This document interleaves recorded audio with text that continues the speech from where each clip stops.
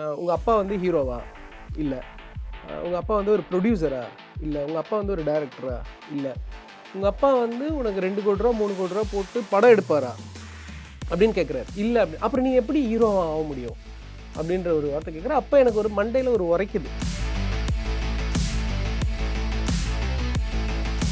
Female based ஒரு lead based ஒரு கதைன்றதுனால நான் ஒரு ஹீரோயினுக்கு நான் போய் நானும் பிரமோதும் போய் அதை நரேட் பண்ணோம். அவங்க ஒரு கொஷின் ஒன்று பண்ணாங்க. உங்களால் எப்படி இதை அச்சீவ் பண்ண முடியும்? எப்படி வந்து இந்த ஹீரோயின் எப்படி ஹேண்டில் பண்ணுவீங்க? அப்படின்ற ஒரு கொஷின் வந்தது. எங்களுக்கு இந்த மாதிரி யாராவது கொஷின் கேட்டால் எங்களுக்கு ரொம்ப பிடிக்கும். ஓகே, அப்போ இப்போ இது ஒரு ப்ராப்ளம் இருக்குது, அதை சொல்யூஷன் கண்டுபிடிக்கணும் அப்படின்னு நாங்கள் ஒர்க் பண்ணுற ஆட்கள் தான் எங்கள் டீமில் இருக்கிறவங்களாம். நாங்கள் ஜாதகம்லாம் எழுதணும் என்னோடய கேரக்டருக்கு. அவன் எப்போ பிறந்திருப்பான், அவனுக்கு ஜாதகம் என்ன இருக்கும், அவனோட பேக் ஸ்டோரிஸு, அவனோட எமோஷன் கிராஃபு, அவனுக்கு எங்கே கோவம் வரும், எங்கே சட்டிலாக இருப்பான் அப்படின்ற ஒரு விஷயங்கள்லாம் கேரக்டரைசேஷன் ஃபஸ்ட்டு எழுதும். கேரக்டர்ஸோட டீட்டெயிலிங் எழுதினாலே கதை அழகாக உட்காந்துரும். ஆக்சுவலாக படம் ஸ்டார்ட் பண்ணும்போது உங்களுடைய வெயிட் என்ன, அண்ட் இப்போ பார்க்கும்போது தெரியுது எவ்வளோ லூஸ் பண்ணியிருக்கீங்க வெயிட் அப்படின்னு சொல்லிட்டு. ஸோ எவ்வளோ கெயின் பண்ணீங்க, எவ்வளோ லூஸ்? கணேஷ், நான் வெயிட் போகிறதுக்கு ஒரு காரணமாக அதை வச்சுக்கிட்டேன்னு வச்சுக்கிங்களா. நல்லா சாப்பிட்டு வச்சுட்டேன்.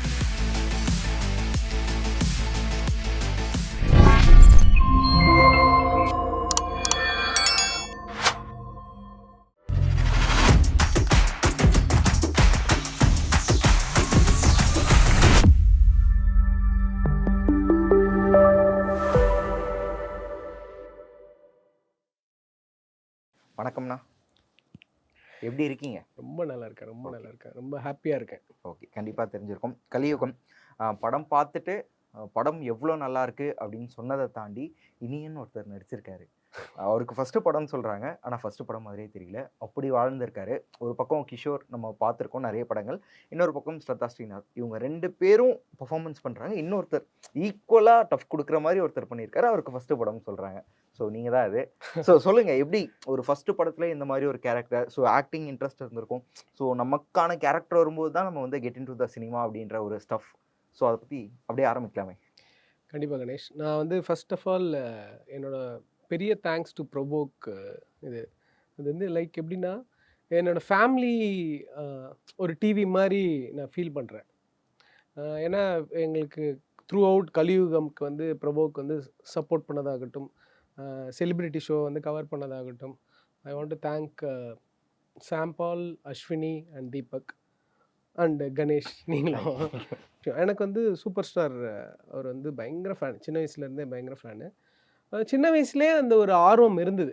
இப்போ ஸ்கூல் படிக்கும்போது நம்ம நாடகம், அப்புறம் டான்ஸ், இதெல்லாம் கல்ச்சுரல்ஸில் நம்ம பார்ட்டிசிபேட் பண்ணுவோம். அதில் ஒரு ஸ்டேஜில் இருந்து பர்ஃபார்ம் பண்ணும்போது ஆடியன்ஸ் கிட்ட இருக்கிற ஒரு ரியாக்ஷன்ஸ் ஒன்று இருக்கும்ல, அது எப்பயுமே நமக்கு ஒரு ஹை மொமெண்ட் கொடுக்கும் எப்பயுமே. அதில் மேக்ஸிமம் நம்ம எங்கே அச்சீவ் பண்ண முடியுமானா அது சினிமா அப்படின்றது. பட் சினிமா வரணுன்றதுக்கு ஒரு நிறைய ஸ்டேஜஸ் இருக்குது. ஒரு ஃபன்னியான இன்சிடென்ட்ஸ் உங்ககிட்ட ஷேர் பண்ணணும்னு நான் நினைக்கிறேன். நான் இப்போ எனக்கு 40 வயசு ஆகுது. நான் 20 வயசில் நான் சினிமாவில் நடிக்கணுன்ற ஒரு ஆர்வத்தில் தான் சென்னையில் வந்தேன். அப்போல்லாம் பத்திரிக்கை தான் சினிமாவோட ரிலேட்டடாக இருக்கிற ஒரு விஷயமா இருந்தது. இப்போ இன்டர்நெட்டாக இருக்கட்டும், சோஷியல் மீடியா ஆகட்டும், இப்போ ரொம்ப வாஸ்ட்டாக இருந்தது. அப்போ எனக்கு ஒரு 20 வருஷத்துக்கு முன்னாடி பத்திரிக்கை மட்டும்தான் சினிமா ரிலேட்டடாக இருக்கிற ஒரு விஷயமா இருந்தது. அதில் படிப்போம்ல, இந்த காசிப்ஸ் மாதிரி, இந்த சினிமா துணுக்குலாம் படிப்போம்ல. அப்போ நான் ஒரு இன்ட்ரெஸ்டிங்காக ஒரு விஷயம் நான் படிக்கல, வீட்டில் படிக்கும்போது நான் கேள்விப்பட்ட விஷயம். இந்த மாதிரி super star Rajini Balachander sir office முன்னாடி ஒரு சிகரெட் பிடிச்சிட்டு இருந்தாங்க. அதை பார்த்துட்டு அவருக்கு ஒரு வாய்ப்பு கிடச்சிது அப்படின்னு சொல்கிறது எனக்கு ஒரு மாதிரி இன்ட்ரெஸ்டிங்காக இருந்தது. அது சரி, நம்மளும் போய் எங்கேயாவது போய் ஏதாவது ப்ரொடக்ஷன் ஆஃபீஸில் போய் நம்ம சிகரெட் குடித்தாதான் நமக்கு வாய்ப்பு கிடைக்கும்ன்ற நம்புற அறிவு தான். அப்போ அந்த அறிவு தான் இருந்த ஒரு மெச்சூரிட்டி தான் இருந்தது. ஸோ ஏவிஎம்ல போயிட்டு நான் டீ கடையாக நின்று சிகரெட் இல்லை டீ குடிச்சிட்டு இருந்தேன். அப்போ பாலாஜி சக்திவேல் சார்னு ஒரு டைரக்டர் இருக்காங்க, காதல் கல்லூரியெலாம் டைரக்ட் பண்ண. அவர் இப்போ அவருக்கு இப்போ திருப்பி நான் ஒரு வாட்டி மென்ஷன் பண்ணுறேன். அவருக்கு இந்த இன்சிடென்ட் ஞாபகம் இருக்குமான்னு எனக்கு தெரியாது. ஏன்னா அவர் நிறைய பேரை பார்த்ததில் நான் ஒரு பர்சனாக இருப்பேன். அப்போ அவர் என்னை ரெகுலராக பார்த்துட்டு இருந்தார். நீ என்னடா டெய்லியும் வர, டீ கடையில் நிற்கிற, நிழல்லையே நிற்கிற, 6 மணியா நான் வீட்டுக்கு போயிடுறேன் ஓகே. அப்படின்னு ஒரு மாதிரி அவர் ஒரு எடிட்டில் வெயிட் பண்ணும்போது என்னை பார்த்து கேட்டார். அப்புறம் எனக்கு ஒரு புரிதலே இல்லாமல் நான் என்னவா ஆகணும் அப்படின்னு கேட்டார். இந்த மாதிரி நான் ஹீரோ ஆகணும், அதுக்கு நீ இங்கே என்ன பண்ணுற அப்படின்னு கேட்டால் இந்த மாதிரி நான் சொன்னேன். ரொம்ப சில்லியாக இருந்தது. அவருக்கு இருந்த ஒரு சினிமா நாலேஜ் வச்சுட்டு எனக்கு வந்து எனக்கு எப்படி புரியணுமோ அந்த மாதிரி சொன்னார் அவர். உங்கள் அப்பா வந்து ஹீரோவா? இல்லை. உங்கள் அப்பா வந்து ஒரு ப்ரொடியூசரா? இல்லை. உங்கள் அப்பா வந்து ஒரு டைரக்டரா? இல்லை.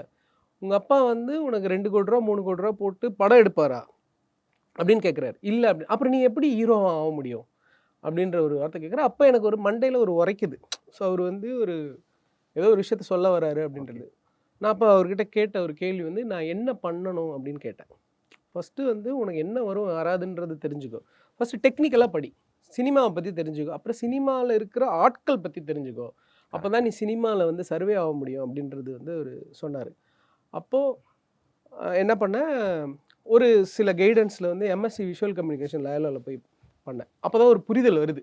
சினிமாவை பார்க்குறோம், வேர்ல்ட் சினிமாஸ் பற்றி பேசுகிறோம், ஸ்கிரிப்ட்னா என்ன, டைரக்ஷன் என்ன, ஆக்டிங்னான்ற ஒரு புரிதல் வருது. அதில் வந்து என்ன ஆகுதுன்னா, என்னோட ஆக்டிங் பண்ணுற ஒரு இது இருக்குல்ல, அது வந்து ஃபேட் ஆகுது. ஓகே. டெக்னிக்கலாக டெக்னிக்கலாக போகும்போது என்னென்னா, நமக்கு ஒரு கான்ஃபிடென்ட் என்ன மாதிரி வேறு இதில் கான்ஃபிடென்ட் வருது. ஸோ அதில் வந்து இது ஆகுது. ஆனால் எப்பயுமே உள்ள மனசு அரிச்சுக்கிட்டே இருக்கிறது வந்து நம்ம வந்து ஒரு ஆக்டர் அப்படின்றது வந்து ஒரு அரிச்சுக்கிட்டே இருக்கும். அதுக்கு என்ன பண்ணணும், என்ன பண்ணால் அதை அச்சீவ் பண்ண முடியும் அப்படின்றது. அப்புறம் நான் ஒரு ஃபேமிலி, அப்புறம் அது ஒரு கமிட்மெண்ட்டால் ஒரு பிஸ்னஸ்க்குள்ளே போயிட்டோம். அந்த பிஸ்னஸ் ஒரு சர்வைவல்னு ஒன்று இருக்குல்ல, சினிமாவில் வந்து சம்பாதிக்கிறது வந்து பேசிவ் இன்கமாக தான் இருக்கும், ரெகுலர் இன்கமாக இருக்காது அது வந்து. ஸோ அப்போ வந்து அந்த ஒரு தெளிவான ஒரு முடிவு எடுக்கக்கூடிய சூழ்நிலையில் இருந்ததுனால நான் வந்து சில ஒரு ஆண்டர்ப்ரனர்ஷிப்குள்ளே போக வேண்டியிருந்தது. ஆனாலும் மனசு வந்து இந்த அரிச்சுக்கிட்டே இருந்தது. First love. அந்த ஃபர்ஸ்ட் லவ் மாதிரி சொல்லலாம். சினிமா வந்து அதுக்குள்ளே போகணும் அப்படின்றது மைண்டில் இருந்துக்கிட்டே இருந்தது. அப்போ பிரமோத் வந்து என்னை வந்து பார்க்க வர்றாரு. ஒரு ஷார்ட் ஃபிலிம்லாம் எடுத்துகிட்டு வராங்க. ஸோ அப்போ நான் ஒரு ஐடியா மட்டும் ஒன்று வச்சுருந்தேன். அவருக்கு ஒரு வெப் சீரிஸ் ஐடியா வந்து நான் ஒன்று ரைட் பண்ணி வச்சுருந்தேன். அதை அவர்கிட்ட கொடுக்கறதுக்காக, ரைட்டிங்க்காக பிரமோத் கிட்ட கொடுக்கறதுக்காக கொடுத்துருந்தேன். அவருக்கு ஒரு ஐடியா ஒன்று இருந்தது. ஒரு 1 ரூமில் ஒரு வாரம் சொல்லணும். ஒரு ரூமில் வந்து ஒரு வாரோட கதையை எப்படி சொல்ல முடியுன்ற ஒரு ஐடியா இருந்தது. இப்போ நான் ஆல்ரெடி படம் வெளியே ரிலீஸ் ஆயிடுச்சு, கலியுகம் ரிலீஸ் ஆயிடுச்சு, எல்லாருக்குமே கதை தெரியும் அப்படின்றதுனால சொல்கிறேன். இப்போ மனுஷனை அடித்து சாப்பிட்ற அளவுக்கான விஷயத்தை தான் நான் எழுதியிருந்தேன் அந்த வெப் சீரிஸில். ஸோ அந்த தாட்டையும் ஒரு 1 ரூம் வார ட்ராமாவையும் கனெக்ட் பண்ணால் எப்படி இருக்கும்ன்றது தான் எங்கள் 2 பேரையும் ஒரு மிட் பாயிண்டில் சேர்த்த ஒரு விஷயமா இருந்தது. 2 பேரும் சேர்ந்தும்போது அப்புறம் ரைட்டிங் அண்டு டைரக்ஷன் வந்து பிரமோத் பார்க்கணும், அவரோட ஃப்ரீ ஹேண்டாக அவங்க தான் ஃபுல்லாக பண்ணணும் அப்படின்னு அப்பயே நாங்கள் 2 பேருமே டிசைட் பண்ணது. அதுக்குள்ளே நான் போகவே இல்லை. ஸோ கம்ப்ளீட்லி பிரமோதோட ஸ்கிரிப்டாக அது அங்கே மாறிடுச்சு. நான் கம்ப்ளீட்டாக ஒரு ஆக்டிங் பர்ஃபார்மன்ஸ் ரிலேட்டடாக நாங்கள் ஒர்க் பண்ண ஆரம்பித்தோம். ஸோ இது சரி ஓகே, நம்ம படம் பண்ணுறதுன்னு முடிவு பண்ணிட்டோம், ஒரு கதை ஒன்று ஃபிக்ஸ் பண்ணிட்டோம். இது எப்படி பண்ணணும் அப்படின்றது ஒன்று இருக்குல்ல, ஒரு ப்ரொடக்ஷன் ஹவுஸ் உள்ளே வரணும். அப்போது நம்ம தமிழ் சினிமாவே வந்து ஒரு ஸ்டார் பேஸ்டாக இருக்கிற ஒரு இண்டஸ்ட்ரி. ஸோ ஒரு ஸ்டார் உள்ளே இருந்தால் தான் வந்து ஒரு ப்ரொடக்ஷன் வேல்யூ வந்து கண்டிப்பாக வந்து இருக்கும் அப்படின்ற ஒரு விஷயம் எப்பயுமே அது இருந்துக்கிட்டே இருக்கும். எப்போ சினிமா ஆரம்பித்தது அப்போதுலேருந்தே வந்து இந்த மெட்டீரியலிஸ்டிக் விஷயம் வந்து இருந்துக்கிட்டே இருக்கும். அப்போ நம்ம ஒரு புதுசாக ஒரு போகிறோம் அப்படின்னா நம்மளை யாரும் இன்வெஸ்ட் பண்ணோம். இட்ஸ் அபவுட் ஒரு இன்வெஸ்ட்மெண்ட். இது எல்லாமே ஒரு மணி ரிலேட்டடான ஒரு பிஸ்னஸ் ரிலேட்டடான ஒரு இண்டஸ்ட்ரி. அதுவும் நார்மல் ஆர்டினரி பீப்புள் இருக்காங்கல்ல, மிடில் கிளாஸில் இல்லை, ஒரு ஒரு ஹெவி இன்வெஸ்ட்மெண்ட் இருக்கிற ஒரு பிஸ்னஸ் சினிமா. ஸோ அப்போ நம்மளை யார் வந்து ப்ரொடியூஸ் பண்ணுவான்றதுக்கு அப்போ நம்ம அதை அச்சீவ் பண்ணுறதுக்கு என்ன பண்ணணுன்றது தான் பார்த்தோம். சரி, இது வந்து ஒரு ஃபீமேல் ஒரு லீட் பேஸ்டு ஒரு கதைன்றதுனால நான் ஒரு ஹீரோயினுக்கு நான் போய் நானும் பிரமோதும் போய் அதை நரேட் பண்ணோம். அவங்க ஒரு கொஷின் ஒன்று பண்ணாங்க, உங்களால் எப்படி இதை அச்சீவ் பண்ண முடியும், எப்படி வந்து இந்த ஹீரோயின் எப்படி ஹேண்டில் பண்ணுவீங்க அப்படின்ற ஒரு கொஷின் வந்து வந்தது. எங்களுக்கு இந்த மாதிரி யாராவது கொஷின் கேட்டால் எங்களுக்கு ரொம்ப பிடிக்கும். ஓகே, அப்போ இப்போ இது ஒரு ப்ராப்ளம் இருக்குது, அதை சொல்யூஷன் கண்டுபிடிக்கணும் அப்படின்னு நாங்கள் ஒர்க் பண்ணுற ஆட்கள் தான் எங்கள் டீமில் இருக்கிறவங்களாம். ஸோ அந்த ஒரு கொஷின் கேட்டோன்னா சரி நம்ம என்ன பண்ணலாம், என்ன பண்ணால் அவங்க இது போவாங்கன்னா ஒரு பைலட் ஒன்று பண்ணலாம் அப்படின்றது தான். ஐ திங்க் பிரமோத் நம்ம இன்டர்வியூவில் கூட சொல்லியிருப்பார், எங்களோட பைலட்டோட எண்டு தான் கலியுகமோட ஸ்டார்டிங் பாயிண்ட். ஓகே, ஜென்ரலாக என்ன பண்ணுவாங்க, ஒரு பைலட் ஃபிலிம் ஒரு ஷார்ட் ஃபிலிம் எடுக்கிறாங்க, அந்த படத்தோட டியூரேஷனை வந்து சின்னதாக்கி ஒரு ஷார்ட் ஃபிலிமாக எடுப்பாங்க. பட் நாங்கள் ப்ரிலூடாக பண்ணோம். ஓகே, ஸோ இப்போ நீங்கள் என்ன பார்க்கறதுக்கு முன்னாடி வந்து யாரையாவது ஒருத்தர் பார்த்துருப்பீங்கல்ல, அது ஒரு கதை இருக்கும்ல, அந்த கதையாக இருந்தால் என்ன இருக்கும் கலியுகம்ல அப்படின்றது தான்.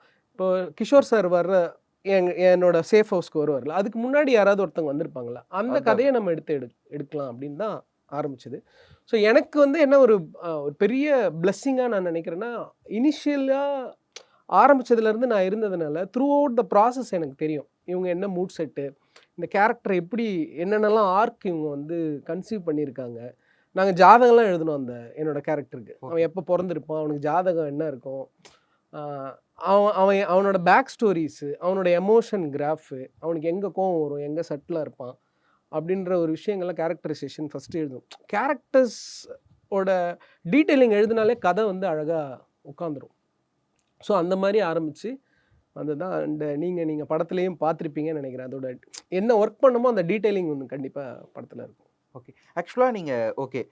ஸ்டார் ட்ரிவன் இதெல்லாம் தாண்டி ஓகே இம்பார்ட்டன்ஸ் ஆஃப் கேரக்டர் அப்படின்னு பார்க்கும்போது 3 கேரக்டர் தான். ஸோ நீங்க போயிட்டு கிஷோர் சார் கிட்டயோ, இல்ல ஸ்ரத்தா ஸ்ரீநாத் அவங்க கிட்டயோ சொல்லிட்டு உங்க 2 கேரக்டர்ஸ் தான். ஸோ இனியன் ஒரு கேரக்டர் ஒருத்தர் வந்து ஒரு கேரக்டர் பண்றாரு. அந்த கேரக்டரோட வெயிட்டேஜும் அதிகமா இருக்கு அப்படிங்கும்போது, அவங்களோட ஃபீட்பேக் என்னவா இருந்தது? அண்ட் அவங்க எப்படி அத அக்செப்ட் பண்ணிக்கிட்டாங்கன்னு தெரிஞ்சுக்கலாமா? எல்லாருமே ஓகே இது நம்ம படம், நம்ம தான் வந்து நம்ம ஷோல்டர்ல தாங்கணும் அப்படின்னு நினைப்பாங்களா? அது ஒரு விஷயம் இருந்துட்டே இருக்கு நம்ம இண்டஸ்ட்ரியில. ஸோ அதுக்காக கேட்கிறேன். இந்த படம் ஸ்கிரிப்ட் முடிச்சதுக்கப்புறம், ஆ நாங்க ஒரு பைலட்டும் பண்ணிட்டோம். ஆல்மோஸ்ட் இப்போ அ அப்போ கோவிட் வந்துருச்சு. ஸோ கோவிட் வந்ததுக்கப்புறம் இந்த படத்த அப்படியே தூக்கி என்ன பண்ண போறோம்னு தெரியாம இருந்த ஒரு பீரியட்ல இருந்தது. அப்போ மே 8த் ஆர் 9த் அந்த மாரி டெனன்ட்டோட ட்ரெய்லர் வந்து வந்தது. இப்ப இந்த படத்தோட டிஓபி ராம் சரண் இருக்கார்ல, அவர் தான் பைலட்டுக்கும் அவர் தான் டிஓபியா இருந்தாரு. ஸோ அவங்க அப்பா வந்து அத போட்டு பார்க்குறாங்க. அந்த கோவிட் டைம்ல இருக்கிற பீரியட்ல வந்து அந்த பைலட்லாம் போட்டு பார்க்கும்போது, இந்த மாரி ஒரு படம் பண்ணிட்டு, நீங்க ஏன் பண்றீங்க? நீங்க எதுக்கு அந்த வெயிட் எடுத்துக்கிறீங்க? நான் எடுத்துக்கிறேன். நான் புரொடக்ஷனுக்குள்ள வரேன்னு சொல்லிட்டு அங்கருந்து he took the project first. அது வந்து எங்களுக்கு பெரிய ரிலீஃப். 0ல இருந்த எங்களுக்கு வந்து ஒரு ஒரு புரொடக்ஷனா வந்து ஒரு வேல்யூ வந்தது. அதில எங்களுக்கு பெரிய அ சர்ப்ரைஸ் என்னன்னா, அவங்க ஒரு கேமரா யூனிட்ஸ் வச்சிருந்தாங்க. ஓகே. அவங்களோட வந்து பிரைம் சினிமாஸ்ன்னு கேமரா யூனிட். இப்போ எங்களுக்கு என்ன கேமரானாலும் கிடைக்கும். என்ன ஓகே. அனமாஃபிக் லென்ஸ் வேணுமா எங்களுக்கு கிடைக்கும். ஓகே. என்ன ரிக் வேணாலும் கிடைக்கும். ஸோ அவங்க வந்து எங்களுக்கு இது ரொம்ப இம்பார்ட்டன்ட்டான விஷயம் கலியுகம்ல வந்து ஃபோட்டோகிராஃபி, ஆர்ட் டிபார்ட்மெண்ட். இது 2ம் ரொம்ப ரொம்ப இம்பார்ட்டன்ட்டான ஒரு விஷயமா இருந்தது. ஸோ இதில ஒரு பெரிய ப்ளஸ் பாயிண்ட்டா நாங்க பார்த்தோம் அது. அதுக்கப்புறம் இந்த கதைய ஒரு ஹீரோயின் கிட்ட சொல்லும்போது, எந்த ஹீரோயினுமே இத ரிஜெக்ட் பண்ணல ஃபர்ஸ்ட்டு. ஓகே. பிரமோதுக்கு யாரு செட் ஆச்சோ அவங்கள தான் பிரமோத் சூஸ் பண்ணது. அண்ட் ஸ்ரத்தா வந்து பயங்கர ஆப்ட்டா இருந்தது எங்களுக்கு. ஆ ஸ்ரத்தாவோட லுக்கு, ஆ ஸ்ரத்தாவோட பாடி டைப்பு, அவங்களோட ஆக்டிங் இது எல்லாமே வந்தது. ஸோ இது ஒரு ஃபர்ஸ்ட்டு வந்து நாங்க ஆரம்பிக்கும்போது இந்தியாஸ் ஃபர்ஸ்ட் போஸ்ட் அப்போகலிப்டிக் மூவியா இது இருந்தது. ஸோ எல்லாருக்கும் ஒரு இன்ட்ரெஸ்டிங் இருக்கும். நல்லா நடிக்கணும்னு நெனைக்கிற ஒரு பெர்ஃபார்மருக்கு இது வந்து ஒரு ஆப்ட்டா இருந்ததுனால எல்லாருமே ஒத்துக்கிட்டாங்க. நீங்க கேட்டதுனால சொல்றேன். ஒரு இன்ட்ரெஸ்டிங்கான அது விஷயம் கூட அது. இப்போ கிஷோர் சார் வந்து எப்படி ஒத்துக்கிட்டாருன்னு கேட்குங்களேன், நாங்க கிஷோர் சாருக்கு முன்னாடி அ நாங்க நெறைய ஹீரோஸ் கிட்ட போய் கதை சொல்லிட்டு இருந்தோம். ஓகே. அ அவங்க எல்லாருக்குமே வந்து அ கதைய கேட்டோனே ரொம்ப ஃபர்ஸ்ட்டு சர்ப்ரைஸ் ஆனாங்க. எப்படி எக்ஸிக்யூட் பண்ண போறீங்க? அப்படின்ற ஒரு கொஸ்டின் எல்லாருக்குமே இருந்தது. அந்த பைலட்ட பார்த்தோன்னா திருப்பியும் அகைன் ஒரு சர்ப்ரைஸ் ஆகுறாங்க. சர்ப்ரைஸ் ஆனோனே கதைய கேட்டதுக்கப்புறம், அவங்க எல்லாருமே கேட்டது என்னன்னா, இப்ப என்னோட கேரக்டர் இருக்குல்ல, அத நான் பண்றேன் அப்படின்றத ஓகே. கேட்டிருந்தாங்க. அதுதான் அதுதான் நான் கேட்கலான்னு இருந்தேன். அத ஓகே. நான் பண்றேன் அப்படின்னு கேட்டிருந்தாங்க. அண்ட் பிரமோத் ரைட்டரா, இப்ப அதுக்கு நான் முன்னாடியே ஒரு வெயிட்லாம் போட்டு ஒரு மெனக்கெடல் ஒண்ணு கண்டிப்பா இருக்கும். அண்ட் இதெல்லாம் தாண்டி கலைராணி மேம் இருக்காங்கல்ல, எஸ். அவங்க அவங்க தான் என்னோட குரு. நடிக்கிறதுக்கு பயிற்சி பண்ண குரு வந்து அவங்க தான். ஸோ அவங்களோட இன்புட் வந்து நெறைய இருந்தது எனக்கு. ஒரு ஆக்டரா வந்து எனக்கு ஒரு பெர்ஃபார்மரா பண்றதுக்கு மேமோட ஒரு கிளாஸ் வந்து ரொம்ப எனக்கு அதால தான் என்னால இந்த பண்ண முடிஞ்சதுன்னு நான் நெனைக்கிறேன். அண்ட் ஸ்ரத்தாக்கும் அவங்கள பொறுத்தவரைக்கும் இன்ட்ரோல தான் வரேன். அவங்க எல்லாருமே இவங்க பெர்ஃபார்மர்ன்றதுனால கதைக்கு என்ன தேவையோ அத பண்ணணும் அப்படின்றத முடிவு பண்ணாங்க. இப்ப மத்த ஹீரோக்கெல்லாம் இந்த கேரக்டர் வந்து வேணும்னு கேட்டாங்கல்ல. கிஷோர் சார் மட்டும் தான் அந்த கேரக்டர் யார் பண்றாருன்னு கேட்டாரு. ஓ! ஸோ அதுதான் ஒரு ஆக்டரோட கான்ஃபிடென்ட். அவங்க என்ன ரோல் பண்ணாலும் அவங்களால அத ஒரு பெர்ஃபார்ம் பண்ண முடியுன்றது தானே இருக்குல்ல. ஸோ அதுல வந்து வி ஆர் வெரி ஹேப்பி. இந்த மாரி 2 காஸ்ட் வந்து பெரிய அவங்க சப்போர்ட் பண்ணது. ஒரு ஒரு புது ஆளுக்கு இவ்ளோ ஸ்பேஸ் குடுத்து அ அத பெர்ஃபார்ம் பண்ண விட்டதுக்கும் அவங்க 2 பேருக்குமே என்னோட ஸ்பெஷல் மென்ஷன்ஸ் இங்க நான் சொல்ல விரும்புறேன். ஆக்சுவலாக படம் ஸ்டார்ட் பண்ணும்போது உங்களுடைய வெயிட் என்ன? அண்ட் இப்போ பார்க்கும்போது தெரியுது எவ்வளோ லூஸ் பண்ணியிருக்கீங்க வெயிட் அப்படின்னு சொல்லிட்டு. ஸோ எவ்வளோ கெயின் பண்ணீங்க? எவ்வளோ லூஸ் பண்ணீங்க? கணேஷ் நான் வெயிட் போடுறதுக்கு ஒரு காரணமா அதை வச்சுக்கிட்டேன்னு வச்சுக்கோங்களேன். ஓகே, படத்தை ஒரு ஓகே. நல்லா சாப்பிட்டு நல்லா சாப்பிட்டு ஓகே. வச்சுக்கிட்டேன். ஆனால் நான் ஒன்று பண்ணோம். நான் நல்லா சாப்பிட்டோன்னா நான் வெரைட்டியாக எனக்கு பிடிச்சதெல்லாம் நாங்கள் சாப்பிடல. இந்த நீங்கள் கேரக்டரே பார்த்துருப்பீங்க. இவன் ஒரே ஃபுட்டு தான் த்ரூ அவுட் சாப்பிட்டுக்கிட்டே இருப்பான் படம் ஃபுல்லாக அந்த ஃபுட்டு. ஸோ அப்போ நானும் பிரமோத் டைரக்டர் இருக்கார்ல, அவரும் நாங்கள் என்ன டிசைட் பண்ணோன்னா, ஒரே ஃபுட்டை சாப்பிட்டா ஒரு விதமான ஒரு ஃபீலிங் ஒன்று இருக்கும். இவங்க என்னென்னா, இந்த டீமோட பெரிய பிக்கஸ்ட் ஒரு ப்ளஸ் பாயிண்ட் என்னென்னா ரிசர்ச். ஸோ அவ்வளோ ரிசர்ச் பண்ணி வச்சுருக்காங்க. கிட்டத்தட்ட ஆர்ட் டிபார்ட்மெண்ட்டுக்கே கிட்டத்தட்ட ஒரு 8000 பேஜ் இருக்க பிடிஎஃப் வச்சுருக்காங்க பசங்க. 8,000 I think more then 8,000 okay. அவங்கள. ஏன்னா உள்ளே இருக்கிற ஆர்ட் டிபார்ட்மெண்ட் மோர் தென் ஒரு 5,000 6,000 குட்டி குட்டி பொருட்கள் இருக்கும். இல்லை ஆக்சுவலாக நான் அதை பற்றி தனியாகவே பேசணும்னு நினச்சேன். அந்த ஒரு ரூம் தான், ஒரு வீடு தான், சேஃப் ஹவுஸ் தான் காட்டுறீங்க. அதில் அவ்வளோ டீட்டெயிலிங் இருக்கும். எங்கே திரும்பினாலும் ஏதாவது ஒரு செவுத்துல ஒரு பீஸ், ஒரு வார்க்கான சிம்பிள், லிட்ரலாக அவ்வளோ விஷயங்கள். கிஷோர் சாரோட வாய்ஸ் ஓவருமே வரும். உலகத்தோட அதிசய பொருள் எல்லாமே அழிஞ்சு போச்சுன்னு நினைச்ச பொருட்கள் எல்லாமே இவன் கலெக்ட் பண்ணி வச்சிருக்கான் அப்படின்ட்டு. ஆமாம். அதுதான் அதான் அகைன் முன்னாடி நான் சொன்ன மாதிரி தான். ஒரு கேரக்டரை எழுதும்போது அவனோட விஷனை எழுதிட்டோன்னு வச்சுக்கோங்களேன், அதுக்கான தேவைகள் எல்லாமே அங்கே வைக்கும்போது உங்களுக்கு அந்த கேம் கிளியராக ஒரு ஒர்க் அவுட் ஆகும். இவனோட விஷன் என்ன? பாஸ்ட் ஃப்யூச்சர்னு நினைக்கிற ஒரு பர்சன். ஸோ கலெக்டபிள்ஸ் அவன் வச்சுருக்கணும். நாளைக்கு ஒரு புதுசாக ஒரு உலகம் உருவாகுது அப்படின்னா, அது ஒரு சிவிலைசேஷன் ஒன்று உருவாகுதுன்னா, அந்த வீடு ஒரு கோயிலாகவும், இவன் ஒரு மெசேஞ்சராகவும், அதில் இருக்க இன்ஃபர்மேஷன் காடாகவும் இருக்கணும்னு அவனோட மைண்ட் செட். ஸோ அதை அவன் கேரி பண்ணுறதுக்கு அவன் என்னென்னலாம் பண்ண முடியும், சர்வே பண்ண முடியும். இப்போ நீங்கள் பார்த்தீங்கன்னா, நீங்கள் படம் பார்த்துட்டீங்கன்னு நினைக்கிறேன். படத்தில் பார்த்தீங்கன்னா எல்லாரும் ஒரு மாதிரி வேர்ட்ஸ் யூஸ் பண்ணுறது கிளாரிட்டியாக யூஸ் பண்ண மாட்டாங்க. அந்த படத்துலேயே இப்போ இந்த டாம் கேரக்டர் மட்டும்தான் கிளியராக பேசக்கூடிய ஒரு ஆளாக இருப்பான். இப்போ பார்வை அப்படின்னா அவன் செய்கிற பணின்னுவார். அவர் பேர் தான் அவங்களோட பணி. அவங்க என்ன வேலை பார்க்குறாங்களோ அதுதான். இப்போ ஸ்கெட்ச் அப்படின்னு கிஷோர் சாருக்கு பேர். அவரோட வேலைன்னா ஒரு ஸ்கெட்ச் போடுவார். இங்கே இருக்கா, ஃபுட் இருக்கா, இதெல்லாம் ஸ்கெட்ச் போடுவார். நீங்கள் படம் பார்த்தீங்கன்னா தெரியும். அவரு அது அவரோட என்ன வேலை பார்க்குறாங்களோ அதே அவரோட பேராக வச்சுருந்தது ஒன்று இருந்தது. அண்ட் டாம் அண்ட் காமா இந்த 2 கேரக்டர் பண்ண விதத்தில் அவன் எல்லா புக்ஸ் படிச்சிருப்பான். அதாவது அவன் கலெக்டபிள்ஸ் எல்லா புக்ஸ் படிச்சிருப்பான், எல்லா சினிமா படிச்சிருப்பான், எல்லா சாங்ஸ் கேட்டிருப்பான். அந்த உலகத்தில் ஒரு மேலே இருக்கிற ஒரு ரெசிடென்ஸ்னு ஒரு பார்ட் ஒன்று இருக்குல்ல, அதுக்குள்ளே one language one nation curated ஹிஸ்ட்ரியில் இருக்கக்கூடிய ஒரு ஒரு ஒரு கவர்மெண்ட் ரெசிடென்ஸ்னு ஒரு குரூப் இருப்பாங்க. வெளியில் லிபரேட்டர்ஸ்னு இருப்பாங்க. அவங்க அதுக்குள்ளே போனோன்னு சண்டை போடக்கூடிய ஒரு ஆளுங்களாக இருப்பாங்க. அவங்க எல்லாருக்குமே ஒரு பொலிட்டிக்கல் பேக்ரவுண்டு நாங்கள் செட் பண்ணியிருந்தோம். எல்லா கேரக்டர்ஸ்க்கும் ஒரு பொலிட்டிக்கல் பேக்ரவுண்ட் செட் பண்ணியிருந்தோம். இவங்க கேரக்டர்ஸ்க்கு எல்லாத்துக்குமே ஒரு கேரக்டர் ஆர்க், அனிமல் ஆர்க் ஒன்று செட் பண்ணியிருந்தோம். இப்போ கலியுகம்னு வச்சுக்கோங்களேன். அதில் கலின்ற கேரக்டர் தான் நான் பண்ணேன். கலியுகம்னு ஒரு கதை இருக்குது. அதில் கலி தான் வில்லன். அவன் எப்படி இருப்பான்? கருப்பாக, குண்டா, செயின் போட்டுட்டு, ஒரு பெரிய ஒரு ஆயுதம் கையில் வச்சுட்டு இருப்பான். ஸோ அதோட கேரக்டரைசேஷன் தான் இந்த டாம் அண்ட் காமாவோட கேரக்டர். கிஷோர் சாரோட அவன் கலியுகத்தில் ஒரு பேட் ஓமன் ஜாக்கல் ஊலிங்னு சொல்லுவாங்க. அந்த ஓனாயோட இது. ஸோ ஜாக்கலோட கேரக்டர் டாம்க்கு இருந்த ஒரு விஷயம். கிஷோர் சார் ஒரு ஆப்பர்ச்சுனிட்டிஸ்ட். அவர் ஒரு ஃபாக்ஸ். அவரோட கேரக்டர் ஒரு ஃபாக்ஸ். ஸ்ரத்தாவோட நீங்கள் பார்த்தீங்கன்னா ரன்னிங் டேர்ன் இன்டு யூனிக்கானாக இருப்பாங்க. எப்பயுமே அவங்க ரன்னிங் ஃபுட்லேயே இருப்பாங்க. ஸோ அந்த கேரக்டர் ஆர்க் பண்ண எங்களுக்கு ரொம்ப ஈஸியாக இருந்தது. அந்த கல்கின்னு ஒரு கேரக்டர் இருக்கும். அவன் ஒரு ட்ராப்பில் மாட்டின ஒரு எலி. ஓகே. ஸோ அவங்களுக்கு இதெல்லாம் எங்களுக்கு ஹெல்ப்ஃபுல்லாக இருந்தது அவங்க ஆக்ட் பண்ணுறதுக்கான ஒரு விஷயத்துக்கு. ஸோ இது எல்லாமே ஸ்கிரிப்ட் ஒர்க்கு, இது எல்லாமே team work. It's vision of Pramod. அவங்க எங்களுக்கு எவ்வளோ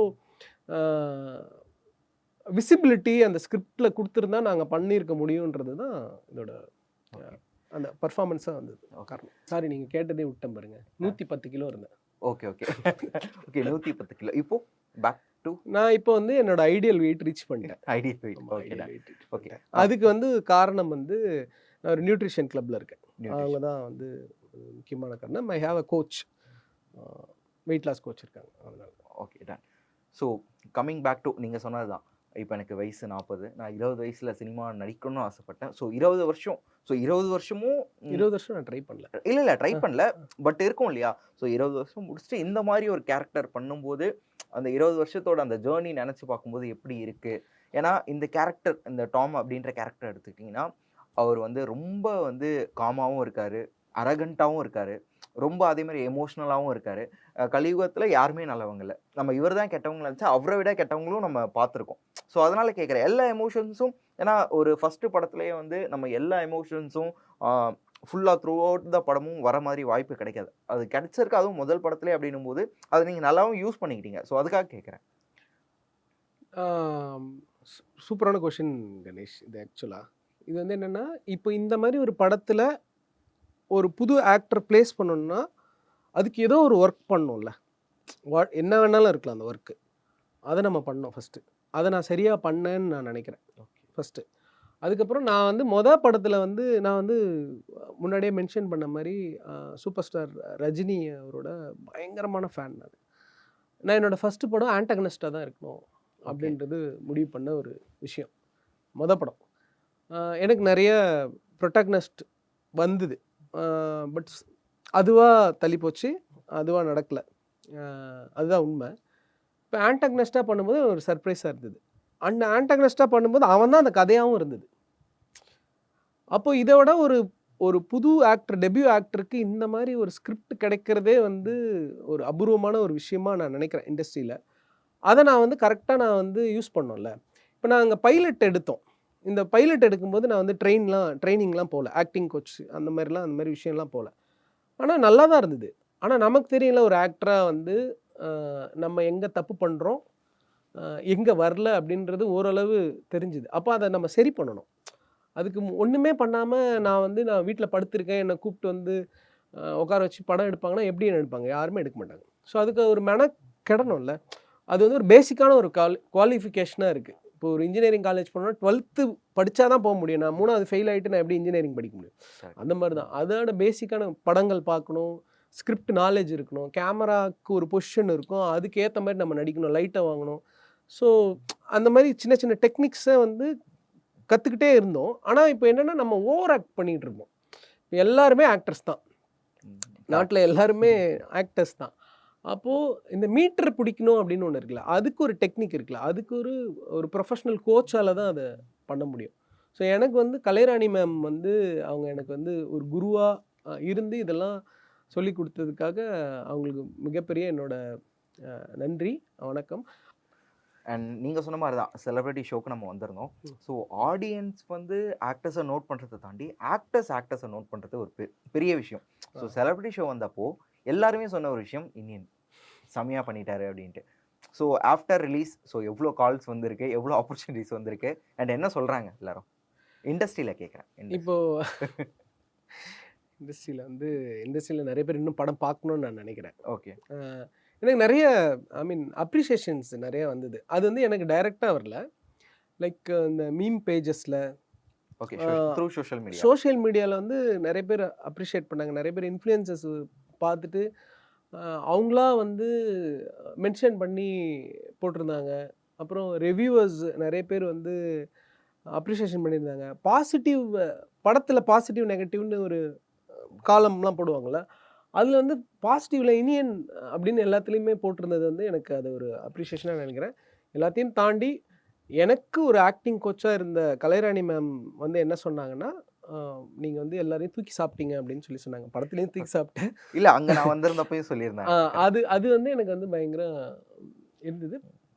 நெறைய பேரு இப்ப நம்ம தியேட்டர்ஸ்லாம் விசிட் பண்ணுவோம்ல. யாராலயும் வந்து அ என்ன ரெகக்னைஸ் பண்ண முடியல இல்ல ஃபர்ஸ்ட்டு. அதான் அதுவும் நான் கேட்கணும்னு நெனச்சேன். சப்போஸ் உங்கள பார்த்துட்டு ஸ்க்ரீன்ல பார்த்தவரு உங்கள மாரியே இருந்தா, உங்க அண்ணனா அந்த மாரி ஏதாவது ஏன்னா அந்த மாரி டோட்டலா டிஃபரெண்ட்டா அந்த மாரி இருந்திருக்கும் அந்த யாருமே கேட்கல. கேஸ்லயே. இன்ஃபாக்ட் வந்து அதுதான். இந்த படத்துல நடிச்சாங்க ஒரு ஒரு ம். ஒரு ஃபீமேல் அவங்க பேரு ஆர்யான்னு நெனைக்கிறேன். ஓகே.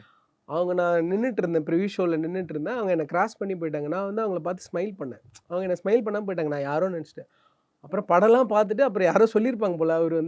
அவரு தான் அது அப்டின்னோனே குடுகுடுன்னு ஓடி வந்தேன். ஐய்யயோ! Sorry sir. நான் வந்து என்னால சத்தியமா நீங்க தான் அதுன்னு என்னால ரிலேட்டே பண்ண முடியல அப்டின்றது சொன்னாங்க.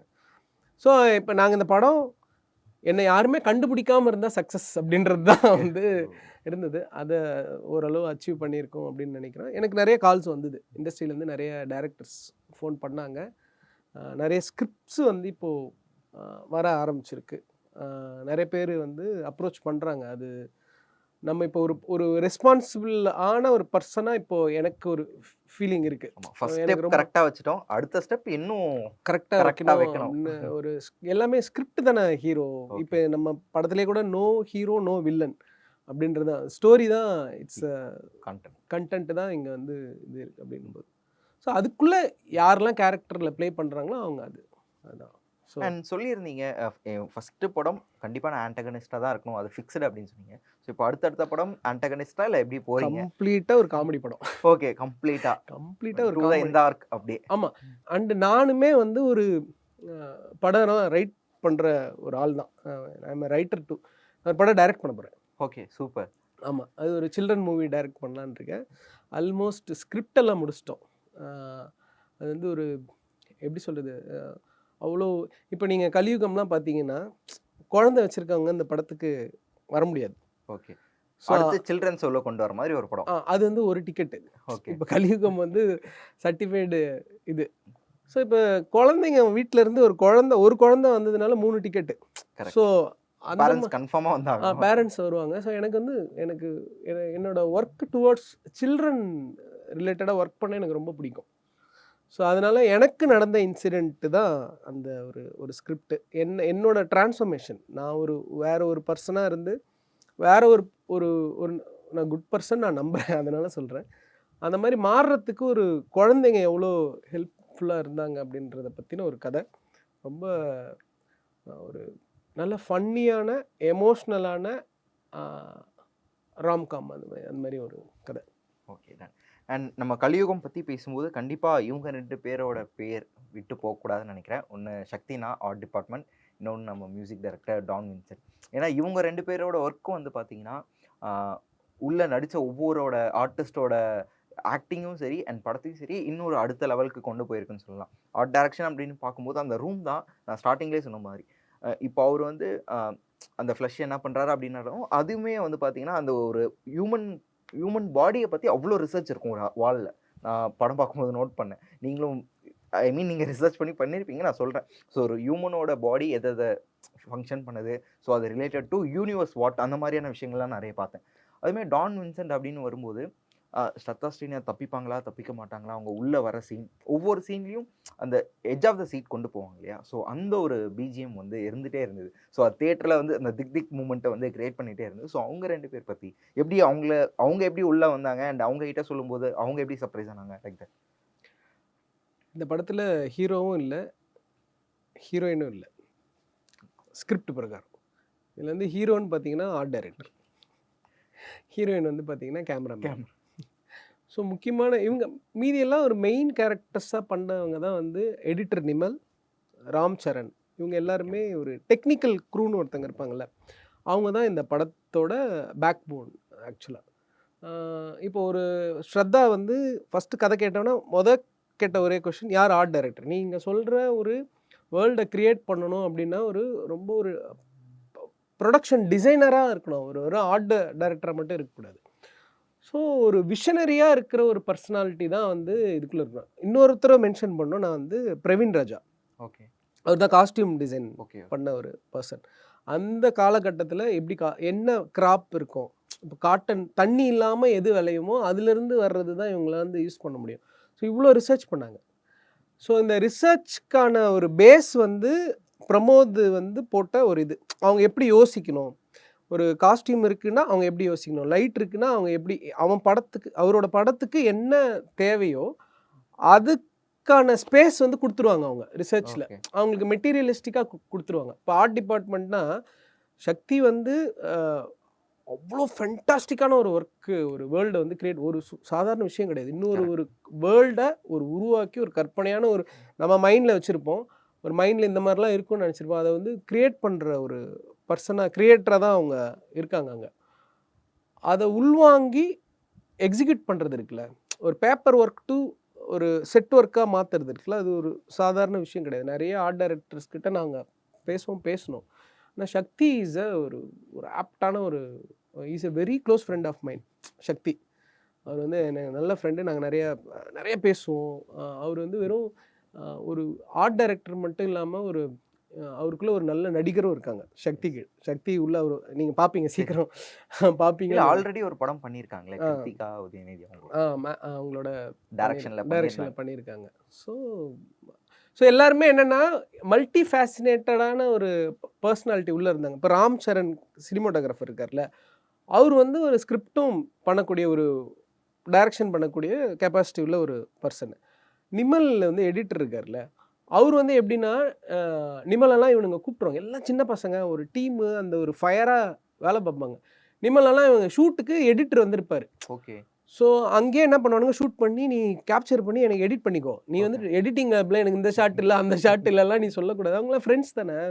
அது எனக்கு ஒரு புது விதமான எக்ஸ்பீரியன்ஸாக இருந்தது. அங்கேயே எடிட் பண்ணி இந்த ஷாட் வேணும் அப்படின்னு அங்கேயே இப்போ ஒரு பேட்ச் ஒர்க்காக பண்ணால் திருப்பி அதை ரீக்ரியேட் பண்ணும். லைட்டில் இருந்து ஏதாவது ஒரு சின்ன பிரச்சனை வரும் பேட்ச் ஒர்க் பண்ணும்போது. அதெல்லாம் இல்லாமல் அங்கேயே வந்து ஸ்பாட் எடிட் பண்ணி அங்கேயே வந்து அது சொல்யூஷனும் அவங்களே கொடுத்துருவாங்க. அந்த டிசிஷன் மேக்கிங் வந்து அங்கேயே செட்லேயே முடிஞ்சிடும். அந்த மாதிரி ஒரு டீம் தானே. அதனால் இவங்க எல்லாமே ஃபென்டாஸ்டிக்.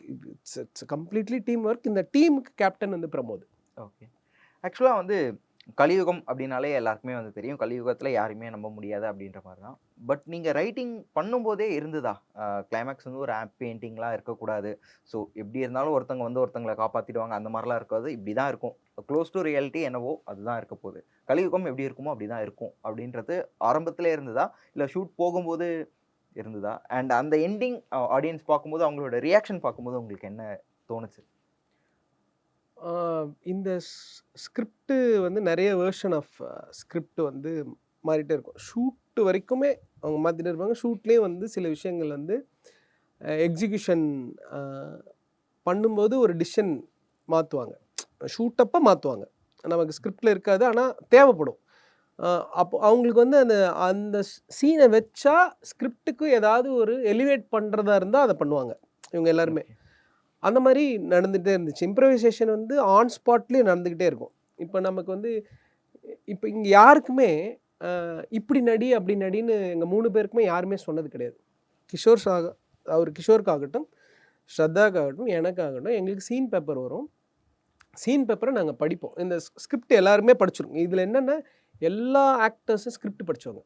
இப்போ கிஷோர் சார், நான், ஸ்ரத்தா இந்த 3 லீட் பண்ண அவங்க எல்லாருமே ஸ்கிரிப்ட் படித்தவங்க நாங்கள். ஸோ ஏன் ஒரு ஆக்டர் ஸ்கிரிப்டை படிக்கணுன்றதுக்கு இது ரொம்ப ரொம்ப இம்பார்ட்டன்ட். ஏன்னா மற்றவங்க என்ன பண்ணுவாங்க, இப்போ நம்ம வந்து எப்படி இது ஒரு நாட் லைக் ஒரு காம்படிஷன் மாதிரி கிடையாது. நம்மளோட கேரக்டரை ஜஸ்டிஃபிகேஷன் பண்ணுறதுக்கு நம்ம ஒன்று ஒர்க் பண்ணோம்ல, ஹோம் ஒர்க் பண்ணோம்ல, அது பண்ணதுனால அந்த இதெல்லாம் நடந்துச்சுன்னு நான் நினைக்கிறேன். ஆனால் அதே மாதிரி பேசும்போது வந்து சொல்லியிருந்தீங்க, ஸோ இது வந்து ஏ சர்டிஃபிகேட், ஸோ சில்ட்ரன்ஸ் என்னால் உள்ள கொண்டு வர முடியல, ஸோ அடுத்த படம் அப்படின்ற மாதிரி சொன்னீங்க. அண்ட் ஆக்சுவலாக சொல்லுங்களேன், ஸோ இது வந்து சில்ட்ரன்ஸ் பார்க்கலாமா இல்லை எப்படி? ஏன்னா கலியுகத்தை பற்றி எல்லாருமே கண்டிப்பாக தெரிஞ்சுக்கணும் அப்படின்றது நம்ம இருக்குது. ஸோ அதை பற்றி ஒரு படம் எடுக்கிறீங்க அப்படின்னும் போது அது எப்படி? இந்த படம் வந்து கான்செப்ட் வைஸ்க்காக தான் வந்து சென்சாரில் வந்து ஏ சர்டிஃபிகேட் 18+ கொடுத்துருந்தாங்க. இதில் வயலண்ட்டாக இருக்க இதில் ஒரு சைக்கலாஜிக்கல் த்ரில்லர். ஆக்சுவலாக இது வந்து உங்களுக்கு ஒரு சிரிக்காதவங்க கூட வந்து பயப்படுவான்னு சொல்லுவாங்கள்ல. ஓகே. அந்த எமோஷன் வந்து காமனான ஒரு எமோஷன். சிரிக்கவே இல்லாதவங்க கூட வந்து ஒரு பயப்படுவான் அப்படின்றது ஒரு இருக்குல்ல. அந்த மாதிரி பண்ணணும்னு நினச்ச படம் தான் இது. கிட்ஸ் பார்க்கலாமா அப்படின்ற நீங்கள் கேள்விக்கு இதில் ஒரு குழந்தைய நடிச்சிருக்கான். இந்த படத்தில் வந்து ஒரு சின்ன பையன் நடிச்சிருக்கான். பட் இப்போ சென்சார் ஒரு சர்டிஃபிகேட்டை பொறுத்த வரைக்கும் 18+ தான் கண்டிப்பாக பார்க்கணும். இது வந்து ஒரு கோரியாக இருக்கும், இது ஒரு அடல்ட் கண்டென்ட்டு, ஒரு செக்ஷுவலாக இருக்கும், அந்த மாதிரிலாம் இந்த படம் டெஃபினட்டாக இருக்காது.